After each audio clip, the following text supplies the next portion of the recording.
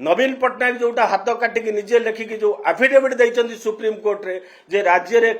प्रत्येक दिन केते महिला निर्यातित होउथिले केते महिला अपहरण होउथिले केते महिला को एमाने न्याय देइथिले से आफिडेविट जदि खोजिकी पाइबे ताले ओडिशा थिला समग्र भारत वर्षर 1 नंबर पोजिशन रे। यह होउची बिजू जनता दल रो ट्रेडिशनल कथा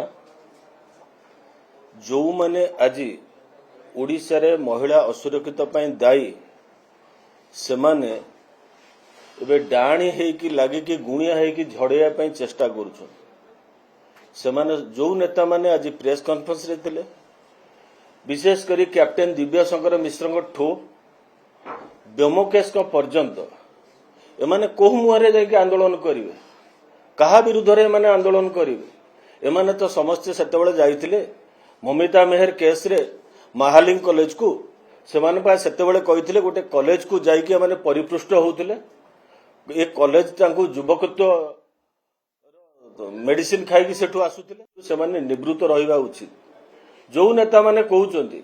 ब्रह्मगिर से नेता माधवीलता केस रे जाई सेठी जाई आंदोलन करो जाजपुर जो नेता माने अछंती जो माने जाई स्मिताराणी विश्वाल घर आगे सेठी जाई आंदोलन करंतु ठीक से भली भावे आउ जने छट छट होउचंती नयागढ़ रो से जाई परी घर आगे आंदोलन करंतु। तेणुक जहाँ आज ओडिशा रे हेइची ये उत्तराधिकारी सूत्र रे नवीन पट्टनायक 24 वर्षर दान ताकू से माने भूली जिबा उचित ने। वर्तमान हिसाब दउचंती 15 जणिया हिसाब कोउठी से माने पाइले 15 जणिया हिसाब बरंग जदि हिसाब देखिबा कथा निजे जानतु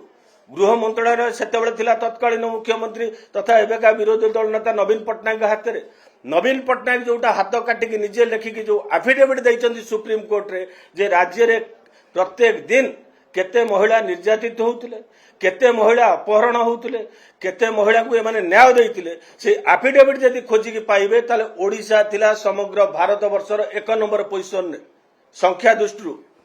ताले सेतेबेले कोउठी थिला बिजू जनता दल। तेणुक बिजू जनता दल एथुरु निवृत्त रहिबा उचित से माने निजे निजको प्रश्न करंतु प्रकृत रे ए आंदोलन ठीक ना आंदोलन भूल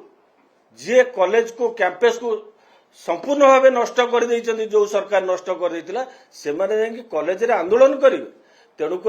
बिजू जनता दल गोदड़िलो निज गोड़ को देख एभली आंदोलन निवृत्त रुह।